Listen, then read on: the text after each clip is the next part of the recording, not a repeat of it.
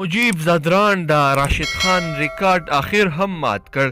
دا چې مجیب زدران د راشد خان کوم ریکارډ مات کړی دی ویډیو را سره تر پایه پورې وګورئ، په ډېرو رازونو به خبر شئ. ګرانو مینوالو السلام علیکم. ورو توپ اچونکي مجیب الرحمن د راشد خان ریکارډ مات کړ. راشد خان چې په کم عمر کې 100 لوبغاړي سوځولي وو، اوس له هغه دغه ریکارډ مجیب الرحمن په خپل نوم کړ او کم عمره توپ اچونکی سو چې 100 وکټ یې په شلاوریزو لوبو کې ترلاسه کړي. مجیب الرحمن چې که څه هم د 2019 کال په لومړۍ نیمایي کې ډیر ښه ونه ځلېده، خو وروسته چې کله هغه په آی پی ایل کې د کینګز 11 پنجاب لوبډلې لپاره ولوبېده او 14 وکټ یې ترلاسه کړي، نو نوموړی د کرکټ پوهانو او کرکټ مینوالو په نظر کې راغی.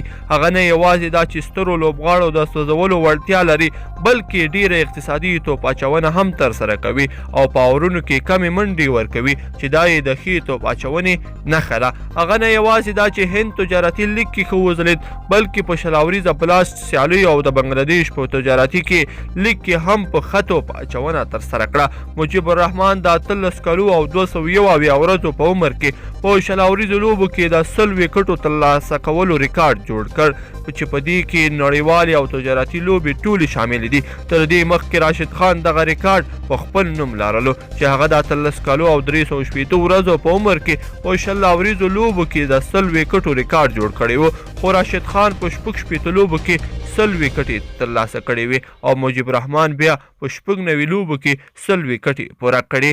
اوس په کم عمره توپ اچونکو کې چې 100 وکټې په شلاوریزو لوبو کې ترلاسه کړي دي، لومړی نوم د مجیب الرحمن او دویم نوم د راشد خان دی. همداراز د پاکستان شاداب خان د 20 کلونو او 138 ورځو په عمر کې 100 وکټې پوره کړي. د انګلستان ډیني بریکس د 23 کالو او 50 ورځو په عمر کې او د هند جسپترا بومرا د 23 کالو او 50 ورځو په عمر کې 100 وکټې اخیستې دي. ګرانو مینوالو په دې هیله چې ویډیو به مو راسره تر پایه پورې کتلې وي. که چیرې مو همدغه ویډیو خوښه شوې نو حتما یې در سره لایک کړئ او نورو ملګرو سره یې ضروري شریکه کړئ. مننه.